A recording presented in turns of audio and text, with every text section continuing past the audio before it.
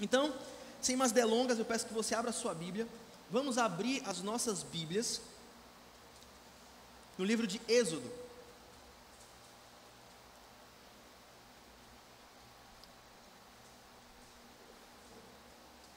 Êxodo capítulo 15,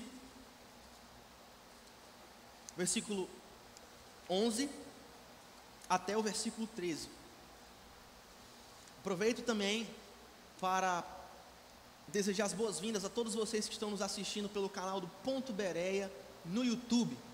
Onde quer que a nossa voz possa chegar, o nosso desejo é que você seja abençoado, que essa palavra toque no seu coração, que literalmente mude a sua vida. Esse é o desejo sincero do meu coração e de todos aqueles que estão aqui. Nós lemos assim no Santo Livro: Ó Senhor, quem é como tu entre os deuses? Quem é como tu, glorificado em santidade, terrível em feitos gloriosos, que operas maravilhas? Estendeste a destra e a terra os tragou. Com a tua beneficência guiaste o povo que salvaste. Com a tua força o levaste à habitação da tua santidade. Baixe mais uma vez a sua cabeça em oração. Senhor Deus, que as palavras das nossas bocas neste momento, que o meditar sincero do nosso coração, tudo isso, Pai, meu e dos meus irmãos, sejam agradáveis na tua presença. Tu que és a nossa rocha, tu que és o nosso Redentor, não te detenhas, Pai, para fazer um milagre nesta noite. Que através da tua palavra, a santa palavra que sai da tua boca, possa haver o milagre de trazer vida onde há morte, de trazer luz aonde há trevas, de trazer alegria onde há choro, de trazer quebrantamento aonde há arrogância, de trazer o teu reino aonde existe trevas. Faz isso, Pai, é isso que nós te pedimos, em nome de Jesus, amém. Eu começo dizendo que relacionamentos valiosos para nós são baseados no conhecimento que nós temos a respeito da outra pessoa. Quando nós encontramos alguém pela primeira vez, nós não consideramos que nós realmente conhecemos aquela pessoa, até que nós passemos tempo com aquela pessoa, e até que nós conheçamos aquela pessoa na sua intimidade. Nós precisamos saber qual é a história dessa pessoa, nós precisamos saber quais são os gostos dessa pessoa, quais são os desgostos dessa pessoa, quais são os desejos dessa pessoa. Para que nós possamos dizer que nós conhecemos alguém, nós precisamos conhecer a sua personalidade. À medida que nós descobrimos mais a respeito de um novo conhecido, nós entendemos melhor como manter um relacionamento com este conhecido. Ora, será que você já percebeu aonde eu quero chegar? Do mesmo jeito, um relacionamento vibrante com o Deus triuno, o Deus vivo, Deus Pai, Deus Filho e Deus Espírito Santo. Um relacionamento com o Deus triuno deve estar enraizado em um entendimento firme, em um entendimento sólido, em um conhecimento robusto de quem Deus é e de quem a palavra dele revela que ele é. Nesta mensagem nós seremos apresentados a uma visão geral, a uma introdução aos atributos definidores de Deus, e nós seremos convidados a buscar mais e mais um relacionamento íntimo de adoração com Ele.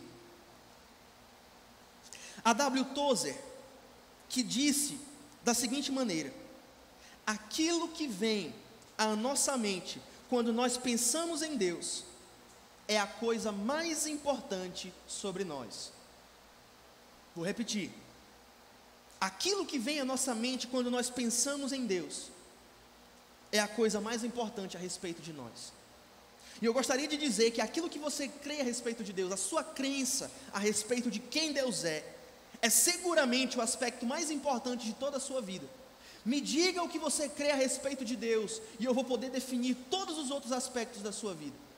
Me diga quem você pensa que Deus é, e eu vou conseguir definir todas as outras áreas do seu pensamento. Uma visão elevada a respeito de quem Deus é nos leva a uma forma elevada e santa de viver a vida. Quanto mais nós conhecemos quem Deus é, mais santa é a nossa vida, mais santo é o nosso proceder. Uma visão elevada a respeito de quem Deus é, nos leva a uma experiência de adoração cada vez mais alta. Em contrapartida, quanto mais baixa é a nossa visão a respeito de Deus, menos santa é a nossa vida. Quanto mais baixa é a nossa visão a respeito de quem Deus é, mais básica é a nossa fé, mais fraca é a nossa crença. De fato, o nosso conhecimento de Deus é a linha divisória da nossa vida cristã.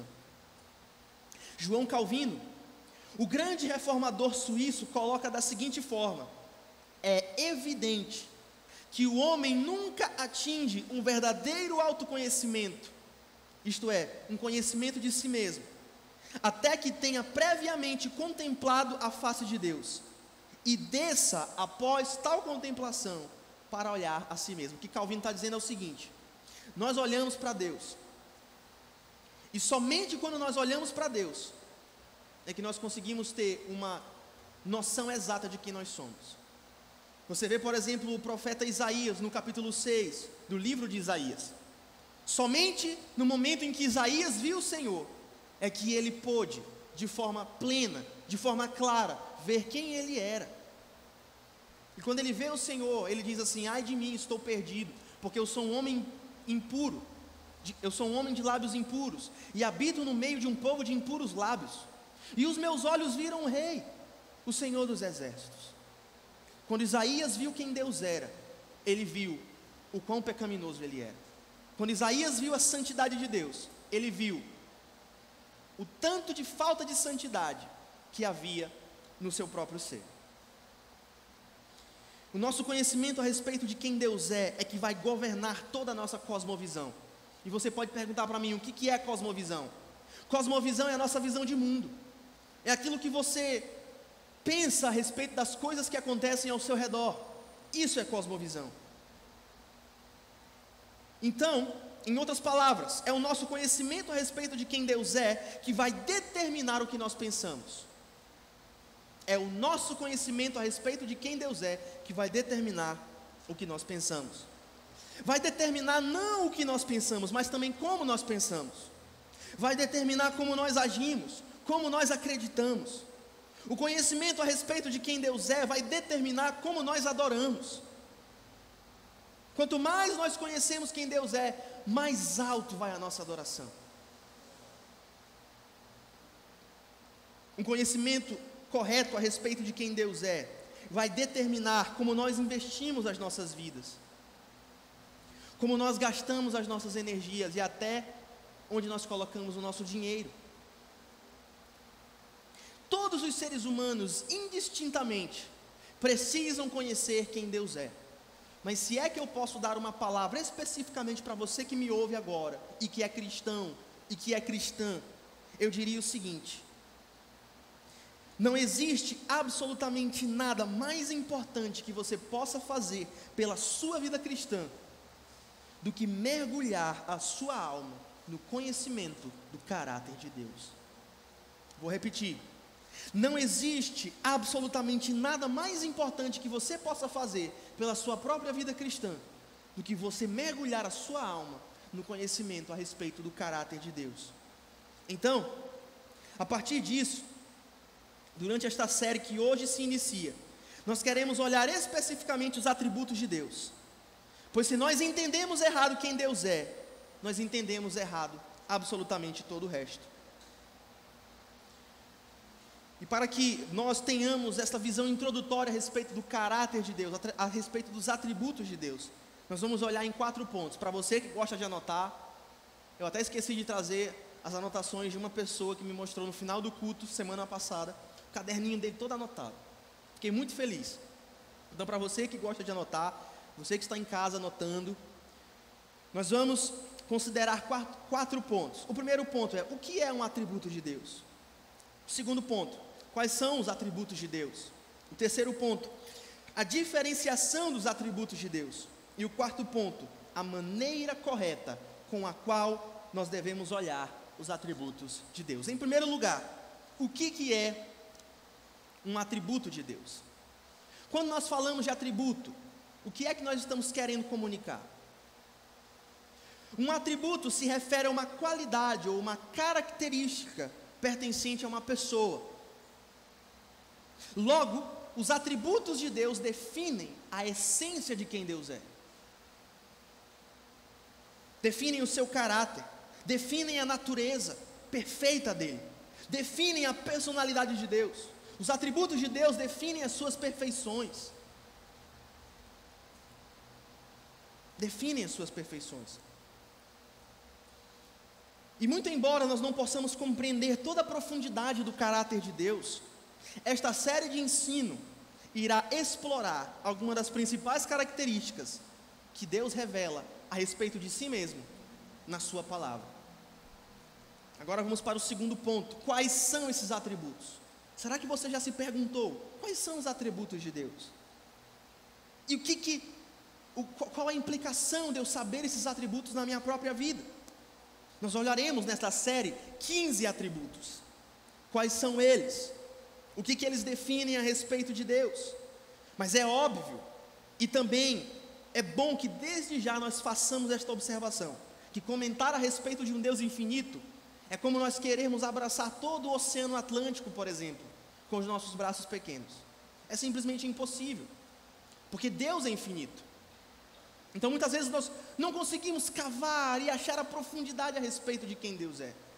Paul Washer diz uma frase que eu gosto muito: quando você chegar na glória, você vai começar a abraçar o Everest, que é o Evangelho de Jesus Cristo, e é o caráter de Deus, e você nunca vai terminar, porque Ele é infinito. O seu poder, a sua majestade, as excelências de Deus, você não pode chegar no fundo. Você simplesmente não pode chegar no fundo. Então, quais são esses atributos? Nós vamos ver nas Escrituras, porque aquilo que as Escrituras dizem a respeito de Deus, isso é a verdade, e isto é digno da nossa consideração. E quando nós entendemos isso, os nossos corações começam a experimentar essas verdades que fluem do caráter de Deus. Eis aqui os atributos. Em primeiro lugar, nós vamos ver a respeito da autoexistência de Deus, que também é conhecido como aceidade, o atributo da autoexistência, ou o atributo da aceidade.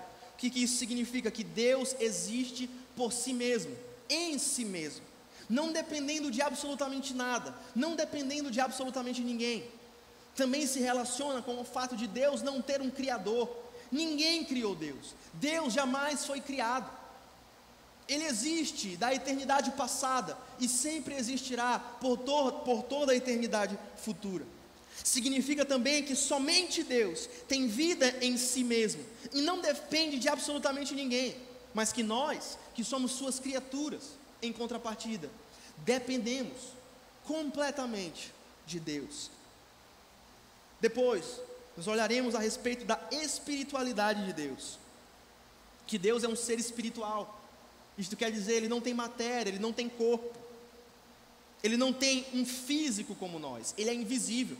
Ele inclusive está aqui neste exato momento, Ele está aqui, e Ele é transcendente. A presença do Senhor, quantos puderam sentir no momento do louvor? A presença do Senhor nos envolvendo, nos cercando por detrás e por diante, em cima e embaixo. A glória do Senhor, a glória do Senhor.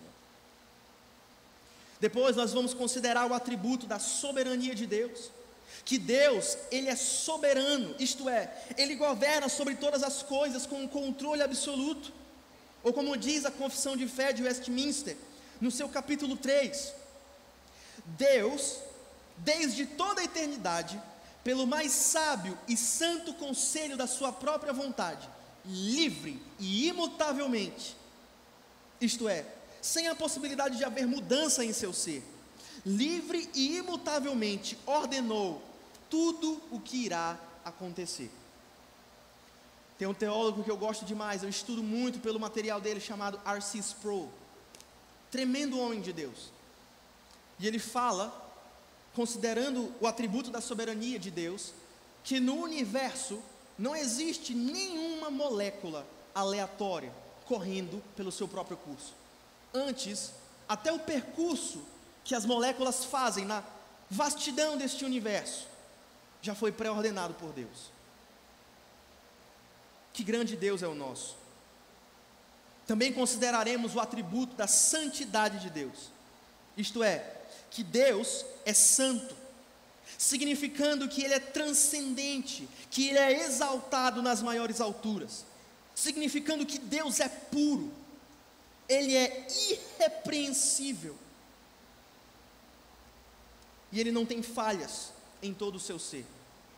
Você lembra lá da história de Gênesis?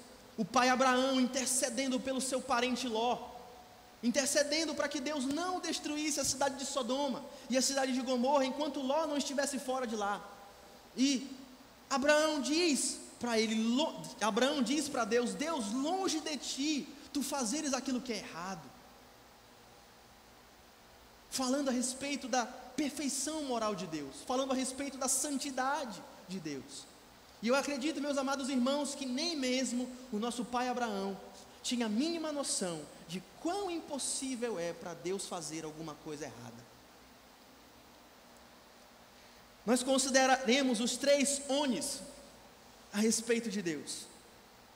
Primeiro, nós consideraremos a onipresença de Deus.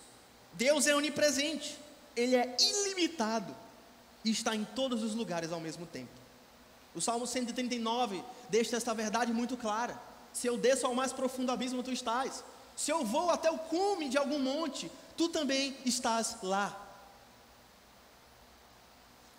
Nós consideraremos a onisciência de Deus. Deus conhece todas as coisas em grau de absoluta perfeição. Nós consideraremos o atributo da onipotência de Deus, que Deus é onipotente, Ele é todo poderoso. Perceba, você vê que no Oriente Médio, principalmente, ali existem conflitos bélicos constantes. As nações frequentemente estão se enfrentando e mostrando poderio bélico. Você vê guerras biológicas, você vê todo tipo de gás usado em crimes de guerra. São pessoas e mais pessoas, nações e mais nações demonstrando o quanto são poderosas belicamente. Elas têm potência. Você tem os Estados Unidos, que na geopolítica é conhecido como o quê? Como uma superpotência geopolítica, porque tem o maior exército do mundo, tem o maior orçamento anual dos impostos dedicado à compra de material bélico, a fazer guerras. Os Estados Unidos são a superpotência de guerras.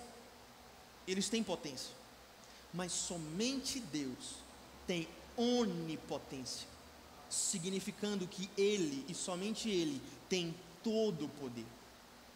Você já parou para pensar nisso? A palavra de Deus diz em Lucas capítulo 1, que não existe absolutamente nada que Deus não possa fazer.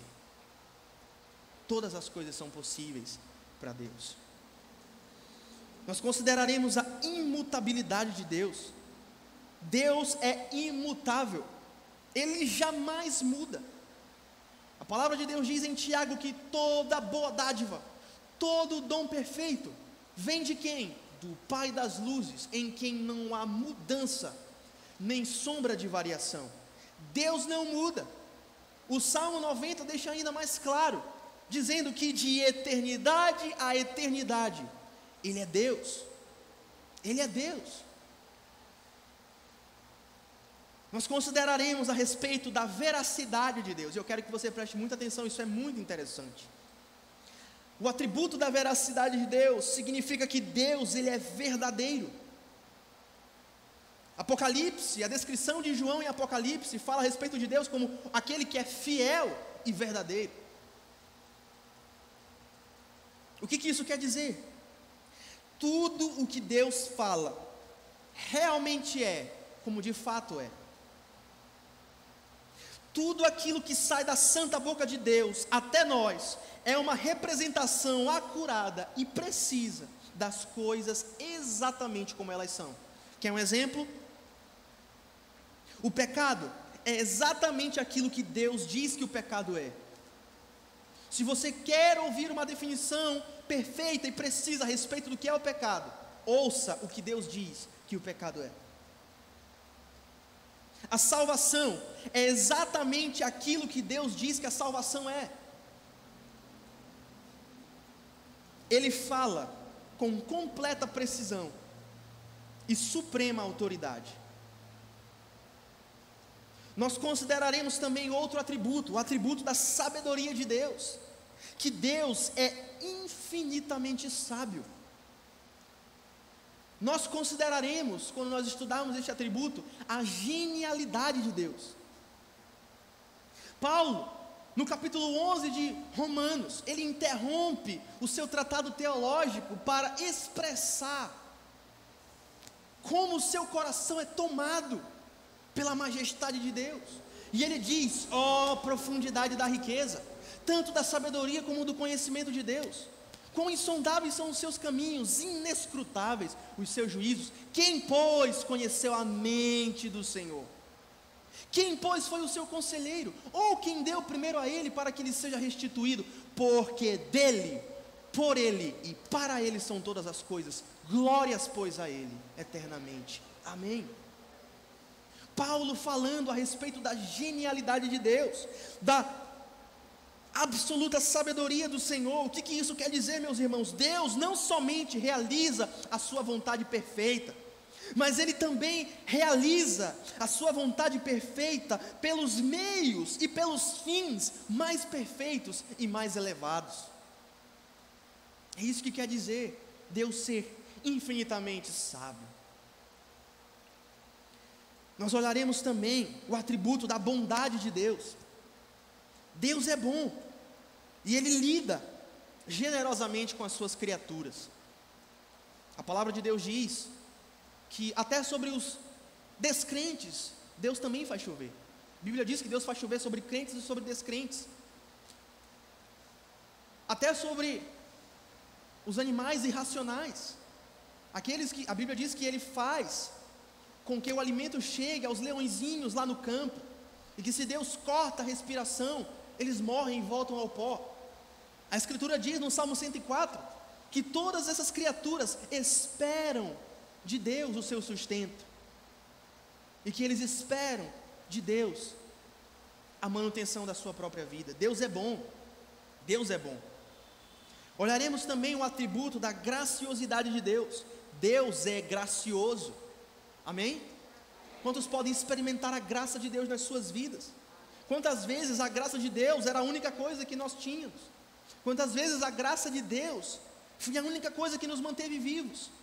Deus é gracioso, Deus é gracioso. Ele concede gratuitamente salvação a pecadores como eu e você, que não merecemos. Consideraremos também outro atributo, o atributo do amor de Deus. Deus é amoroso, e Ele demonstra esse amor abnegado por seus filhos. Falaremos também a respeito do atributo da presciência. O que é a presciência de Deus? Deus conhece todas as coisas de antemão. Deus conhece todas as coisas antes dessas coisas acontecerem. Ele conhece a mim e a você. Ele nos conheceu, a mim e a você, antes que nós ao menos existíssemos. Salmo 139, mais uma vez, diz que os teus olhos, Davi falando para o Senhor: Senhor, os teus olhos viram a minha substância uniforme, informe, melhor dizendo, sem forma. O Senhor contou os meus dias quando nenhum deles ainda havia. A presciência de Deus, Deus sabe todas as coisas. Salmo 139 novamente, é um tratado sobre o atributo da presciência. Ainda a palavra não me chegou à boca, e tu, Senhor, já conhece toda. Sonda-me, ó Deus, conhece o meu coração, prova-me os pensamentos. O que ele diz? Que é essa oração que eu e você devemos fazer todos os dias. Vê se há em nós, Senhor, algum caminho mau, e guia-nos pelo caminho eterno. Olharemos também, por fim, a justiça e a ira de Deus. Qual foi a última vez que você ouviu um sermão sobre a ira de Deus? O que isso quer dizer? Quer dizer que Deus é justo na sua ira. Nós iremos entender como a ira de Deus é uma necessidade, uma realidade necessária, melhor dizendo, do seu caráter. Quer um exemplo? Você sabe pela Escritura Sagrada que Deus ama a pureza. Deus é um Deus puro, Ele ama tudo aquilo que é puro, tudo aquilo que é reto. Se Deus ama tudo aquilo que é puro, então Ele tem que odiar a impureza. Faz sentido? Se Deus ama tudo aquilo que é reto, Ele precisa odiar tudo aquilo que é tortuoso. Se Deus ama a justiça, Ele precisa odiar a injustiça. Se Deus ama bebês, então Deus odeia o aborto. Se Deus ama a santidade da vida, Deus odeia os homicidas. E por aí vai, e por aí vai. Deus ama a pureza e é exatamente por isso que Ele pune a impureza. Deus ama a pureza e é exatamente por isso que Ele deve ser um Deus de vingança. E se você quer se aprofundar um pouco mais a respeito disso, leia o Salmo 94. Ele começa o Salmo dizendo: ó Deus das vinganças, dizendo que Deus um dia vai derramar toda a sua justiça e vingar todas essas coisas erradas que nós estamos vivendo na nossa geração e nas gerações passadas. Então, meus irmãos, essa é uma visão geral a respeito dos atributos de Deus. E nós iremos nessa jornada, amém? Em terceiro lugar, nós vamos falar a respeito da diferenciação dos atributos de Deus. A diferenciação dos atributos de Deus. E agora eu quero que você preste atenção nessa diferenciação.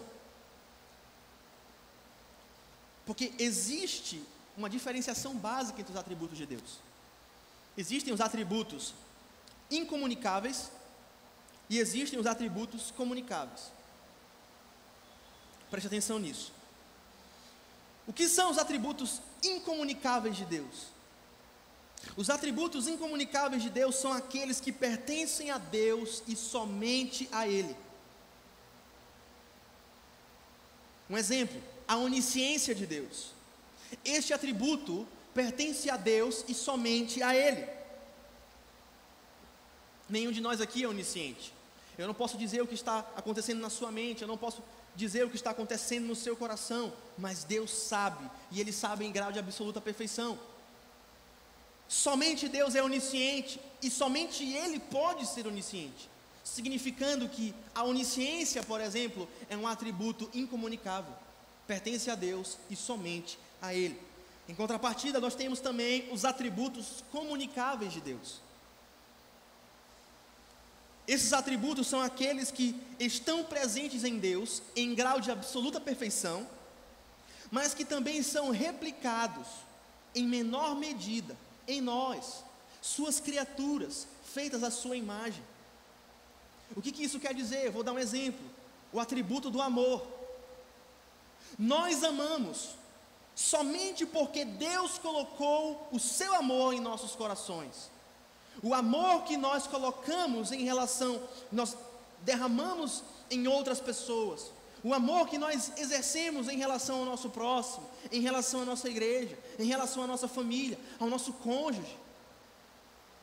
Esse amor só existe em nós porque Deus colocou este amor em nós. Deus tem completa e plena sabedoria, por exemplo. Já nós, as suas criaturas feitas à sua imagem, nós só temos alguma sabedoria quando nós conhecemos a sua palavra, significando que tanto o amor como a sabedoria são atributos comunicáveis. Eles existem plena e perfeitamente em Deus, mas nós, como suas criaturas feitas à sua imagem, também refletimos em menor medida esses atributos. E aqui nós chegamos ao quarto ponto da nossa mensagem. Qual a maneira correta com a qual devemos olhar os atributos de Deus. Isso aqui é de extrema importância. E eu quero que você preste atenção nisso. Os atributos de Deus não são dependentes uns dos outros, mas eles estão interligados. Vou repetir. Os atributos de Deus não são dependentes uns dos outros, mas eles são interligados. Em outras palavras, esses atributos divinos estão presentes em toda a divindade. Deus Pai, Deus Filho e Deus Espírito Santo. Não existe um atributo que só exista no Deus Pai e que não exista no Deus Filho. Não existe um atributo que só exista no Deus Filho e não exista no Deus Espírito Santo. Exemplo, a santidade de Deus. Não somente Deus o Pai é santo, Deus o Filho também é santo, e Deus Espírito Santo também é santo. A bem da verdade é que o Filho, nos Salmos especialmente, é chamado de o Santo de Israel.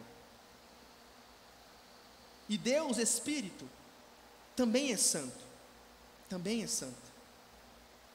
Logo, todos os atributos de Deus pertencem indistintamente a todas as pessoas da Trindade, Pai, Filho e Espírito Santo.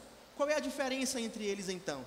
A diferença não se encontra na essência das pessoas da divindade, mas se encontra nas funções, se encontra nos papéis, ou como melhor eu gosto de conceituar, a diferença entre as pessoas da divindade se encontra nos seus ministérios. A função de Deus Pai é reinar e ser soberano. A função do Deus Filho é interceder por nós.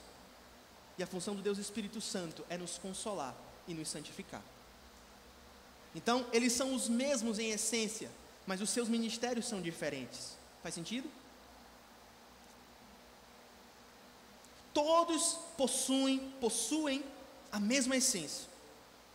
Logo, todos possuem os mesmos atributos. Cada um desses atributos são eternamente permanentes em Deus e sempre serão. Como vocês já sabem, Deus não tem princípio. Certamente Deus também não tem fim. Logo, esses atributos sempre pertenceram a Deus e sempre pertencerão a Ele. Deus não ganha atributos ao longo do tempo, com o passar dos anos. Deus também não perde atributos com o passar dos anos. Ele é o mesmo, ontem, hoje e para sempre há de ser. E isso é importante para as nossas compreensões, meus irmãos, porque muitas vezes algumas pessoas fazem uma diferenciação tanto quanto irresponsável entre o Deus do Antigo Testamento e o Deus do Novo Testamento. Eu ouço esse absurdo o tempo todo, especialmente nas redes sociais. É como se o Deus do Antigo Testamento e o Deus do Novo Testamento fossem duas pessoas, duas entidades diferentes. Mas não é assim que funciona. Essas pessoas falam como se Deus tivesse mudado de personalidade de um testamento para o outro. Mas não é assim que funciona. O Deus do Antigo Testamento é o mesmo Deus do Novo Testamento, que é o Deus da eternidade passada e que é o Deus da eternidade futura. Cada atributo de Deus é uma característica do outro atributo. Isso quer dizer que um atributo divino não pode ser separado de outro atributo divino. Cada atributo é uma parte inteira que compõe a inteireza de Deus. Deus é um só. Deus é um só. Um exemplo disso, a sua santidade. A santidade de Deus define todos os outros atributos de Deus. Vou repetir. A santidade de Deus define todos os outros atributos de Deus. Logo, o amor de Deus é um amor santo. Faz sentido? O amor de Deus é um amor santo, porque a santidade de Deus define todos os seus atributos. A ira e o juízo de Deus é uma santa ira. Os julgamentos de Deus são santos juízos. A graça de Deus é santa graça. A misericórdia do Senhor é santa misericórdia. A presciência de Deus é santa presciência. A soberania de Deus é santa soberania. Porque um atributo qualifica todos os outros atributos de Deus. Cada atributo é conectado ao outro, como uma perfeita engrenagem. E jamais, sob nenhuma hipótese, um atributo de Deus contradiz o outro atributo. Pelo contrário, todos os atributos de Deus apontam para a mesma direção. R.C. Sproul, um brilhante teólogo norte-americano, descreve da seguinte forma: esta é uma forma de afirmar o que é chamado de a simplicidade de Deus. Deus é um ser simples. Em vez de ser um ser complexo que pode ser dividido em partes. Um ser humano como eu e como você é um ser complexo, com cabeça, orelhas, olhos, nariz, braços, pés, vários órgãos. E quando nós buscamos entender a Deus, nós tendemos a projetar a nossa complexidade humana em seu ser. Nós tendemos a pensar em Deus como feito de, em parte, santidade, em outra parte, onipotência. Mas a totalidade de Deus é a totalidade dos seus atributos em sua inteireza. Qualquer atributo que nós designamos a Deus se aplica à totalidade de quem Deus é. Em outras palavras, Deus é completamente santo, Deus é completamente sábio, Deus é completamente justo, Deus é completamente onipotente, Deus é completamente onisciente, Deus é completamente onipresente. Todos os seus atributos existem mutuamente em uma espécie de reciprocidade de atributos. Será que você já pensou em Deus dessa forma? A grandeza, a majestade de Deus. É por isso que Ele é tão distinto de nós, irmãos.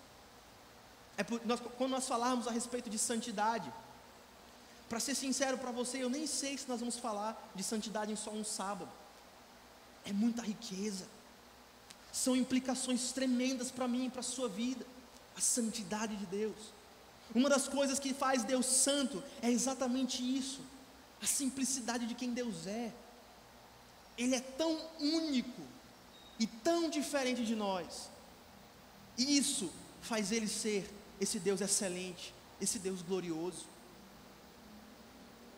Irmãos, isso é de suma importância para que nós entendamos.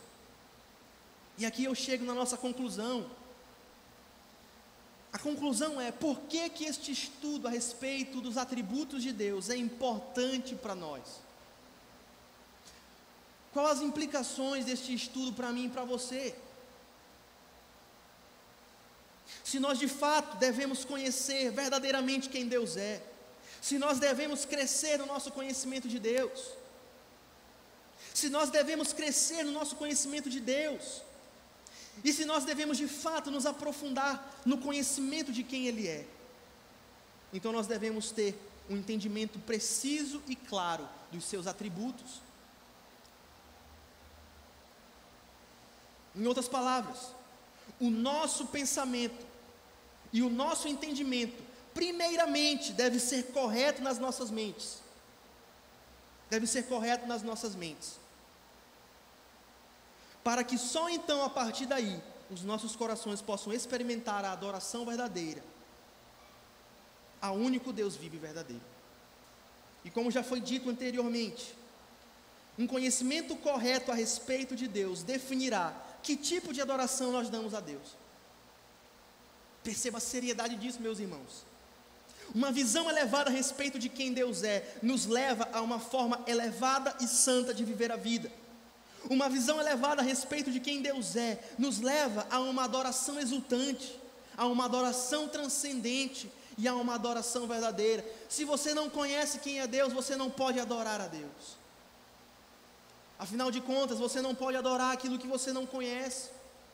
É exatamente por isso que o apóstolo Paulo, ao chegar em Atenas, naquela grande manifestação de idolatria, milhares e milhares de deuses, milhares e milhares de estátuas, era tanto Deus saindo toda hora, que eles tinham até um espacinho já lá, para o Deus desconhecido, a nova novidade que iria surgir. E o que Paulo diz? Vocês não podem adorar aquilo que vocês não conhecem. Deixa eu apresentar para vocês o Deus desconhecido, o Deus vivo, Criador dos céus e da terra, que não precisa de nada, que não precisa de ninguém, aquele que é totalmente digno de todo o meu louvor e de toda adoração, aquele que não precisa do meu louvor, não precisa do meu dinheiro, não precisa dos meus dons, não precisa dos nossos talentos. A palavra de Deus diz que Deus não precisa de nós, irmãos. Ele levanta pedras para fazer o nosso trabalho e ainda faz melhor que nós. Ele é completamente suficiente em si mesmo. Ele não precisa de nós, mas nós, em contrapartida, precisamos desesperadamente dele. É por isso que nós estamos aqui.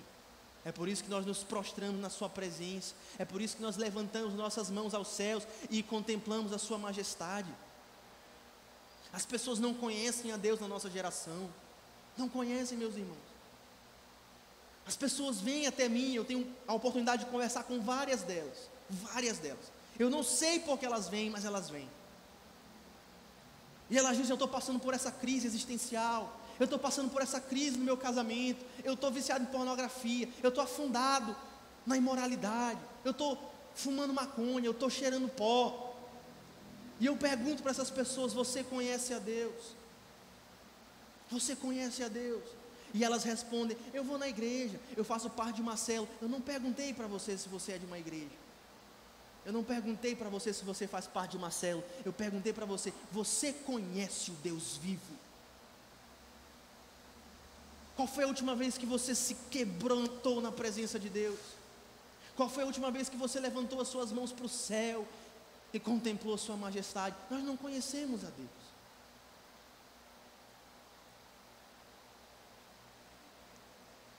É por isso que esse estudo é importante. Nós só adoramos aquilo que nós conhecemos. O nosso objetivo com esta série, é treinar você. Treinar você para que você passe a pensar como um verdadeiro cristão. Esse é o nosso objetivo.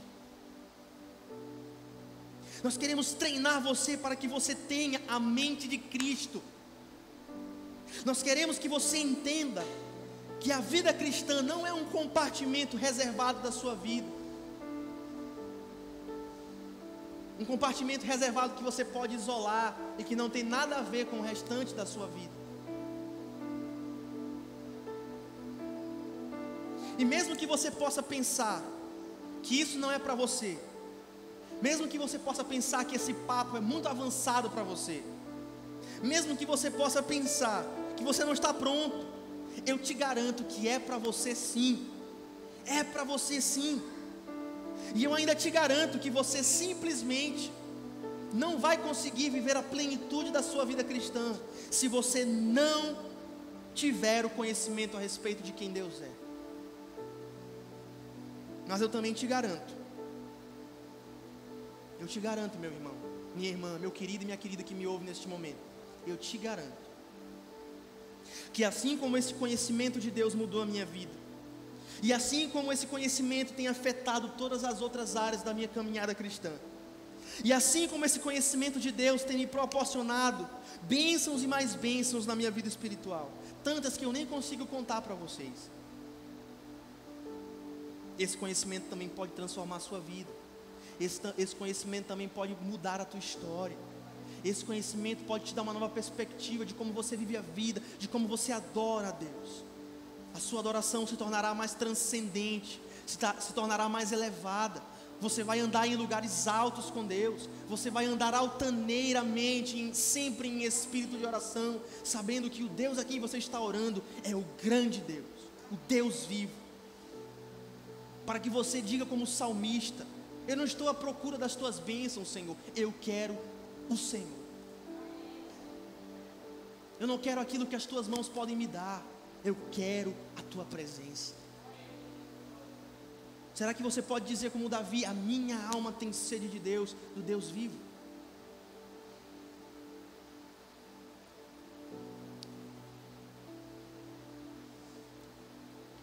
Se você quer saber como fazer isso, e eu sei que você quer, e eu sei que você sabe que você precisa também, então venha nos próximos encontros.